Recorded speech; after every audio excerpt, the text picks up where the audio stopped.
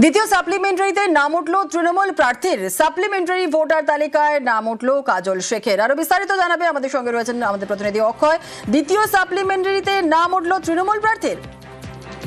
দেখো, তোমাকে জানি রাখি, হাসন বিধানসভা কেন্দ্রের তৃণমূলের প্রার্থী বীরভূম জেলা পরিষদের সভাধিপতি ফাইজুল হক ওরফে কাজল শেখ তার ভোটার লিস্টে বিবেচনাধীন ছিল এবং সেখান থেকে সে মুক্ত যে সাপ্লিমেন্টারি ভোটার তালিকা বেরিয়েছে গতকাল, সেখানে তার নাম উঠেছে এবং মনোনয়নপত্র যে দাখিল করবে সে নিয়েও কিন্তু একটা প্রশ্ন উঠেছিল যে তার নাম যদি এই ভোটার লিস্ট বিবেচনাধীন থেকে মুক্ত না হয়, তবে গতকাল সেই লিস্ট দেখা গেছে যে কাজল শেখের সেখানে নাম আছে এবং তারপর কাজল শেখ আমাদের যেটা জানিয়েছেন যে আদালতের প্রতি তার আস্থা ছিল এবং তার নাম এসেছে এবং আগামী দিনে হাসন বিধানসভা কেন্দ্রে সে মনোনয়নপত্র দাখিল করবে।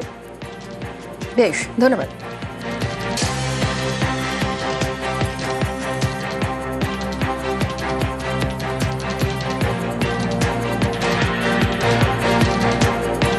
আমার বিশ্বাস ছিল যে আমার নাম আসবে, তাই আজকে দেখতে পাচ্ছি আমি 331 নম্বর সিরিয়ালে আমার নাম রয়েছে।